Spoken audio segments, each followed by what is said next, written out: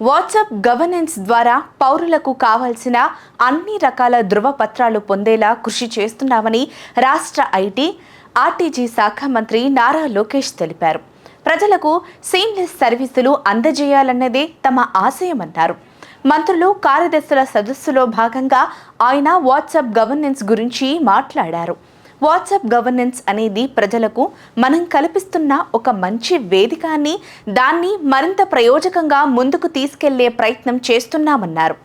దీనికి సంబంధించి ఆయా శాఖలన్నీ కూడా తమ డేటాను ఆర్టీజీఎస్లోని డేటా లేక్కు అనుసంధానం చేసి సహకారం అందివ్వాలని కోరారు. వాట్సాప్ ద్వారా సర్టిఫికేట్లు జారీ చేయాలంటే ఆయా శాఖల సహకారం చాలా అవసరమన్నారు. సర్టిఫికేట్ల వెరిఫికేషన్ చాలా కీలక ప్రక్రియ అన్నారు.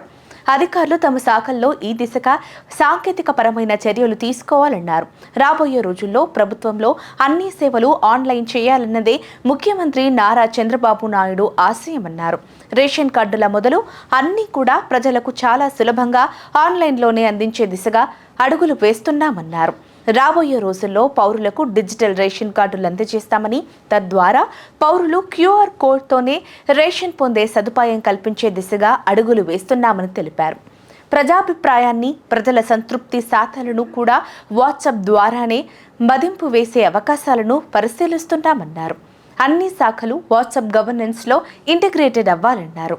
ఒక పౌరుడు ఒక ఆలయానికి వెళ్లాలనుకుంటే వాట్సాప్లోనే ఆలయంలో దర్శనం, ఆర్జీ సేవలు పొందడం, వసతి పొందడం, ట్రాన్స్పోర్టేషన్ అన్నీ కూడా వాట్సాప్లో అనుసంధానం అవ్వాలన్నారు. ఇవన్నీ చేయాలంటే ఆయా శాఖలు తమ ఐటీ విభాగాలను సాంకేతికంగా మెరుగుపరుచుకొని తమకు తగిన సహకారం అందివ్వాలని సూచించారు. అందరి భాగస్వామ్యం, సహకారంతోనే దీన్ని విజయవంతం చేయగలుగుతున్నామన్నారు.